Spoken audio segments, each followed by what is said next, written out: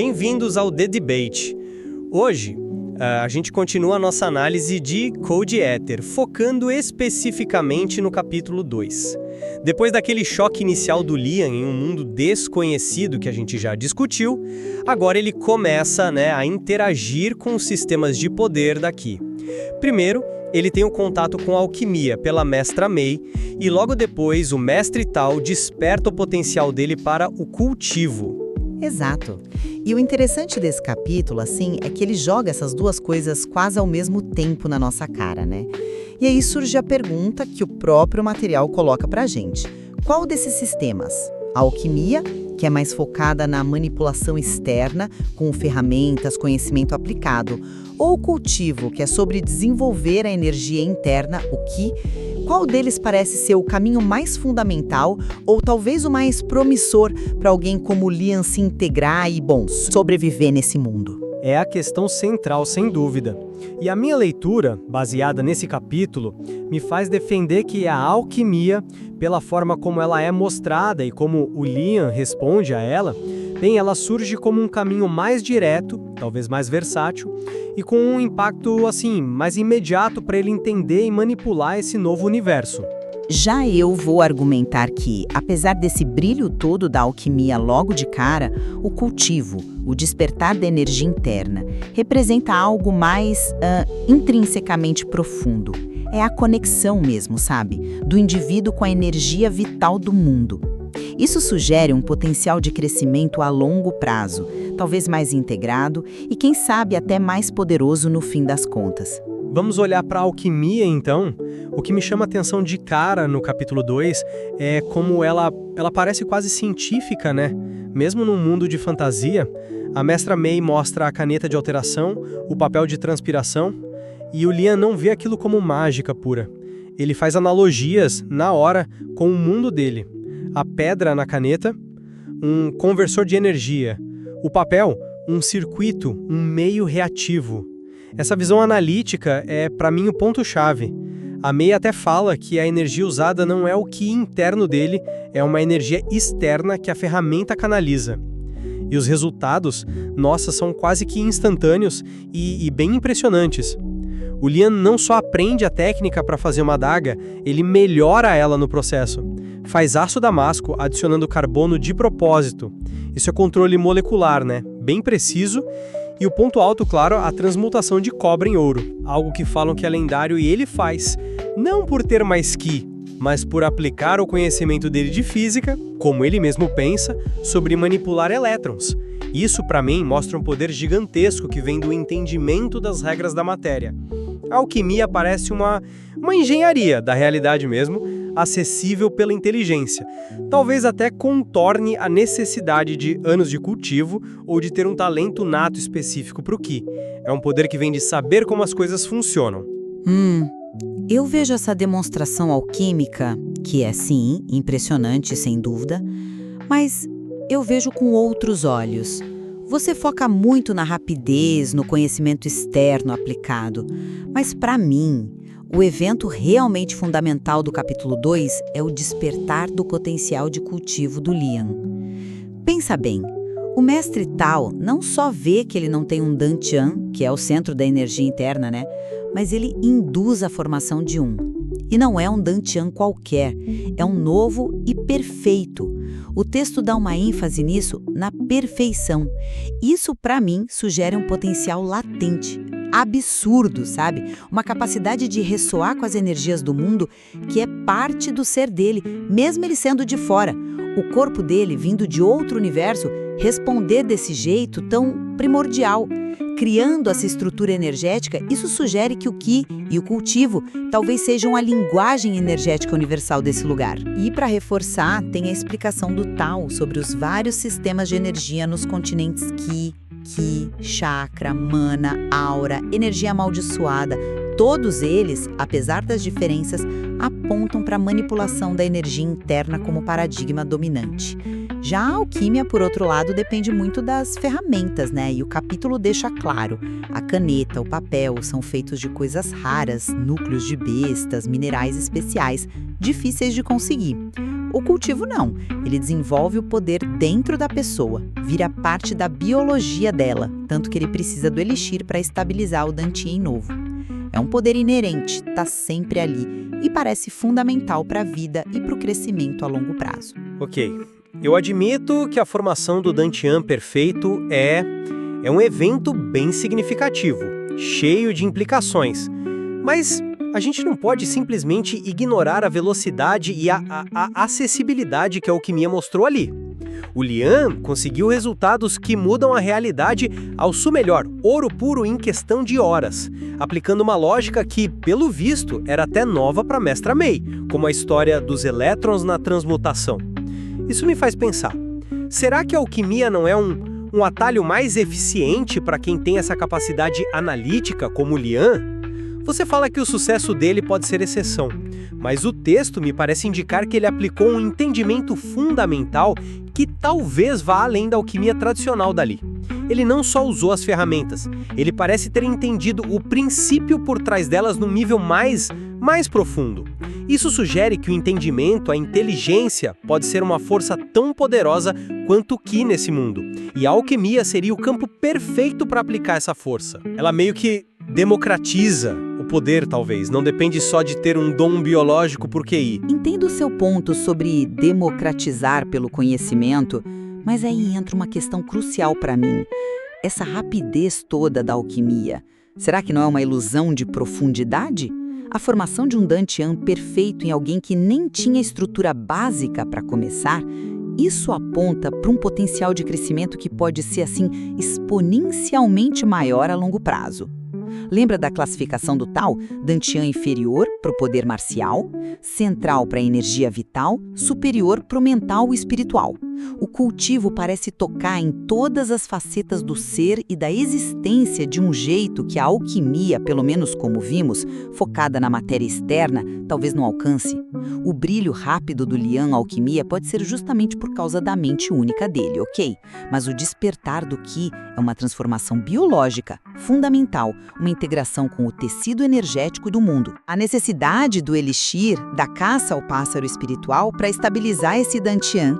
Isso não é detalhe, reforça o quão visceral, o quão integrado biologicamente é essa conexão com o cultivo. Será que essa base interna não é o verdadeiro alicerce onde outras habilidades, talvez até uma alquimia mais potente, poderiam ser construídas? A alquimia do Lian foi impressionante, sim, mas ele sentiu a diferença no próprio corpo depois do despertar do Qi, leveza, agilidade, uma percepção melhorada que ajudou ele na caça. Isso é um impacto direto, pessoal. Essa diferença, entre ferramentas externas e poder intrínseco. Você aponta, e com razão, que as ferramentas alquímicas que a gente viu, a caneta, o papel, são feitas de materiais raros, preciosos. Núcleos de bestas, minerais específicos, madeiras especiais. A Mestra May até fala que são itens herdados, o que sugere que não são fáceis de fazer de novo. Isso representa, sim, uma limitação potencial, uma dependência. Contudo, será que o poder está só na ferramenta ou está também no conhecimento para usar ela? O capítulo mostra o Lian fazendo a transmutação do ouro sem o papel de transferação, usando só a caneta e o entendimento dele para manipular direto a estrutura do cobre. Isso não sugere que o entendimento profundo o suficiente pode superar a limitação das ferramentas ou achar outros jeitos? A alquimia, mesmo que dependa de catalisadores, oferece um controle direto, preciso sobre o mundo material externo. É uma capacidade de moldar a realidade física de forma quase ilimitada, se o conhecimento for grande o bastante.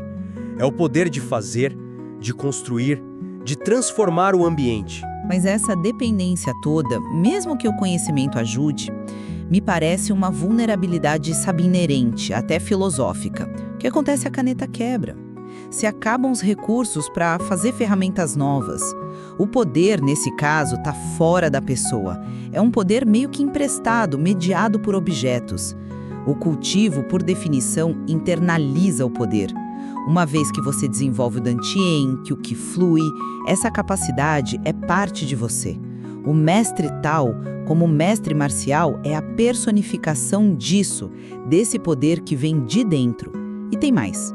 A diversidade de energias que ele descreve, Ki para força física, chakra para alterar a essência, mana para materializar elementos, aura para criar construtos e até energia amaldiçoada para mexer com almas, isso sugere uma amplitude de aplicação que vai muito além da manipulação só material que a gente viu na alquimia até agora. A da física, que a alquimia parece focar mais. É uma interação mais holística, talvez. Você levanta um ponto interessante sobre a amplitude do cultivo, essa variedade de energias.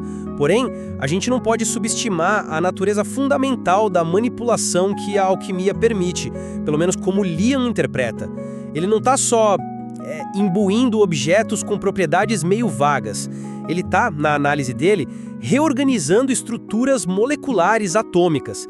Ele fala em adicionar carbono para o aço damasco, em alterar o número de elétrons para virar cobre em ouro. Isso é controle direto sobre os tijolos básicos da realidade física.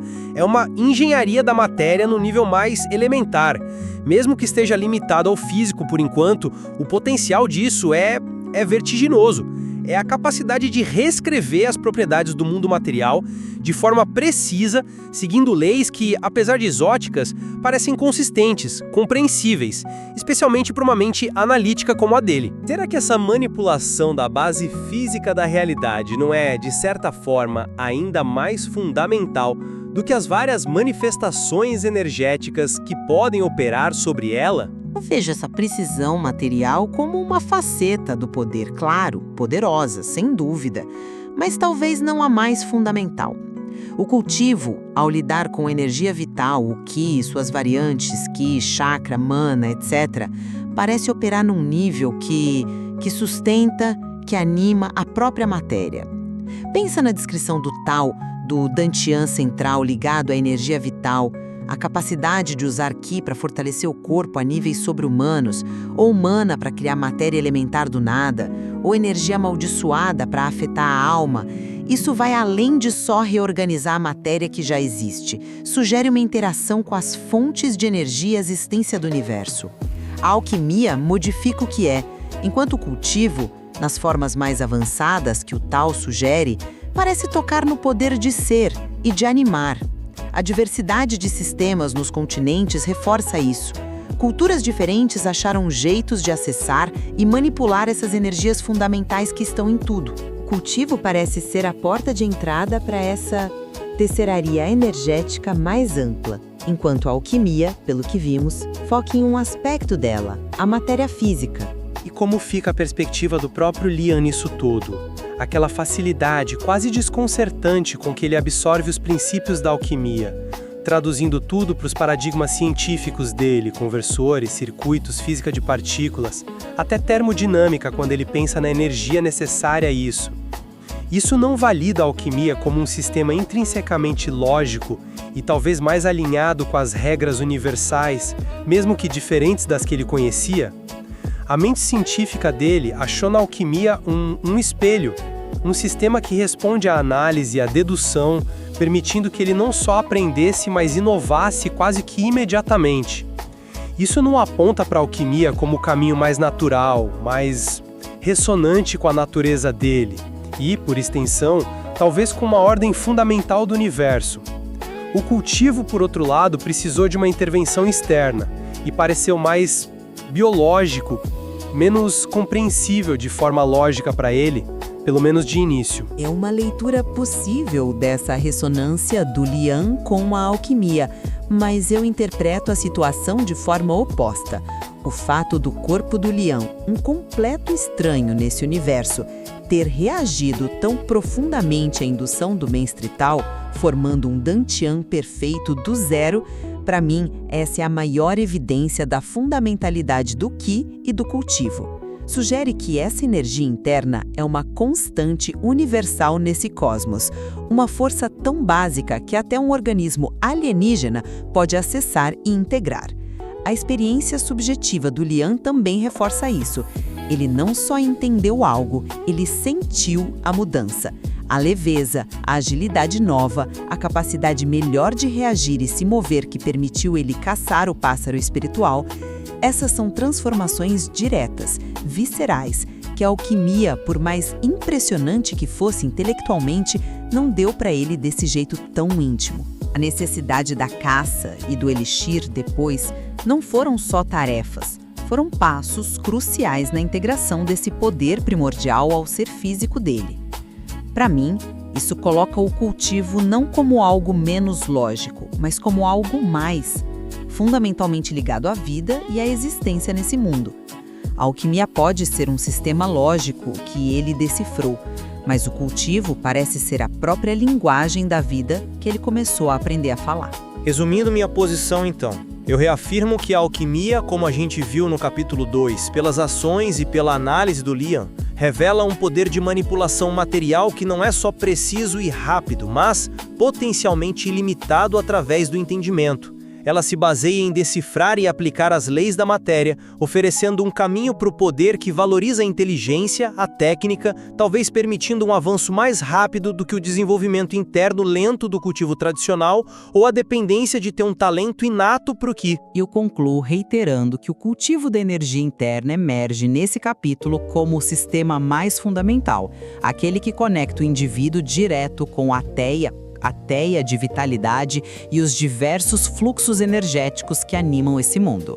A formação espontânea e perfeita do Dantian do Liam, um evento extraordinário, junto com a amplitude sugerida pelos vários sistemas de energia interna que existem por aí, isso tudo aponta para um poder que é intrínseco, biologicamente integrado e que tem um potencial de crescimento e profundidade a longo prazo que parece mais abrangente e fundamental para existir nesse universo. Fica claro, portanto, que o capítulo 2 nos joga de forma muito eficaz no coração de uma dinâmica de poder bem complexa. Ambos os sistemas, alquimia e cultivo, são apresentados como caminhos viáveis e, imensamente potentes. A jornada do Liam, agora que ele está na intersecção dos dois, tendo visto um pouco do potencial de cada um, inevitavelmente vai explorar como esses dois mundos, o da manipulação externa e o do poder interno, interagem, se complementam ou, quem sabe, entram em conflito. Concordo plenamente. A verdadeira maestria nesse mundo, talvez, não seja escolher só um caminho, mas entender profundamente como essas diferentes facetas do poder matéria e energia, externo e interno, se entrelaçam. O capítulo 2 abre essa discussão de forma brilhante e o material que vem depois, com certeza, vai ter muito a nos dizer sobre a sinergia ou a tensão entre alquimia e cultivo. Não tem, nesse ponto, uma resposta definitiva sobre qual sistema é superior, só a certeza de que ambos oferecem potenciais distintos e fascinantes. E explorar isso vai ser central para a gente entender esse universo e a jornada do Liam dentro dele.